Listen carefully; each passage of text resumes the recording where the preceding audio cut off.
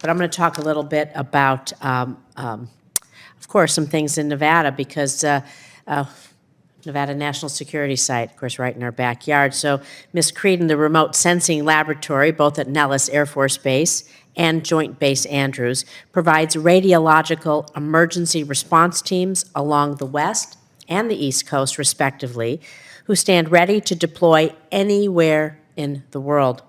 These personnel and those of the Nevada National Security Site are the nation's experts in detecting, locating dirty bombs, loose nukes, sources of radiation, and determining the origin and attribution through nuclear forensics.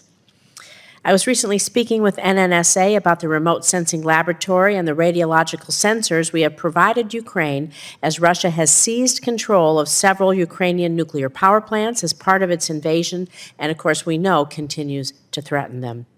So, Ms. Creedon, from your time at NNSA and DOD, can you speak to the interagency and multinational effort that is occurring to prevent a nuclear disaster from happening in Ukraine? Thank you, Senator. As you've noted, the remote sensing lab is an incredibly capable lab. It's a very small lab as these things go, but it's a very capable lab. But it works also in a much larger system of laboratories at the Department of Energy and the NNSA, as well as with cooperation from the State Department and DOD to put together and develop, do the research, do the deployment, do the acquisition of a whole suite of sensors for radiation detection on the ground, on personnel. We have radiation detectors in space, but it's essential that we understand what's going on there from a public health perspective. If the Russians, as Rose mentioned earlier, do something really awful at these two sites, including the second one that they've now shot at. Thank you. I want to continue on this.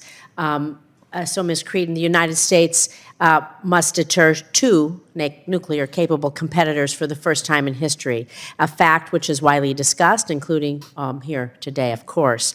So, Ms. Creedon, how does having to defend against multiple nuclear-capable competitors affect the nation's strategic requirements, and should we reorient our posture as a result? And when you look at the range of diverse and increasing nuclear risks potentially around the globe, how should we be prioritizing these threats?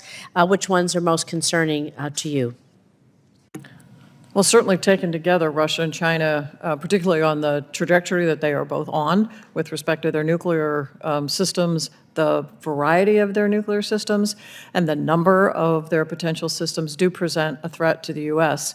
But my first priority for the U.S. is to make sure that the current modernization program is continued on pace, on track, that it's funded and that it's supported. And the second thing is that the systems that we have now, which are very old, that they be sustained because, my assumption is that some of the new ones could very well be late, and sustaining these old ones is absolutely essential. But I also think we need to look broader. So our deterrence is more than our nuclear deterrent, even though our nuclear deterrent is at the heart of it. So we do have to look broader to look at how does the U.S. present a full deterrence picture to all of our adversaries, at the same time assuring our allies that we are in fact committed to them and protecting them, and that we have the capability to deter. So it's way more than just the nuclear part of it. Thank you. Ambassador Edelman, same question to you. How should we be prioritizing these multiple threats, in your opinion?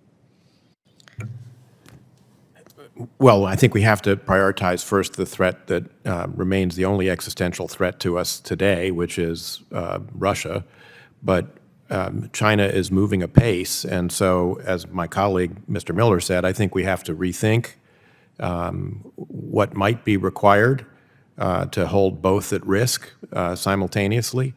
And we do have lesser included cases that have been mentioned during the course of this hearing, including North Korea and Iran, as well as the terrorist threat that Senator King mentioned. And I would add on that point, it does seem to me that we need to think about, because nuclear weapons, while, as Senator King pointed out, you can look up pretty easily on the internet how to build a nuclear weapon in theory, we are lucky that it's actually not that easy as an engineering feat to do. So the most likely path for terrorists to get their hands on nuclear weapons is to get them from a state actor that has them. And I think in that regard, North Korea is a particularly worrisome threat, but Pakistan is as well. And in fact, if I had to pick one place where I would most be worried about, it would be Pakistan, and it's one reason why I, for one, am very sorry that we no longer have a presence in Afghanistan, because to me that is the most likely route, loss of control of nuclear weapons in Pakistan, that terrorists get their hands on one. Thank you. I know I'm out of time, so I'm going to be submitting some questions for the record based on the discussion here today. What legs for Ms. Creedon of the triad do we recommend that we focus our investments on? And, of course, building on Senator Peters' cybersecurity question. So thank you.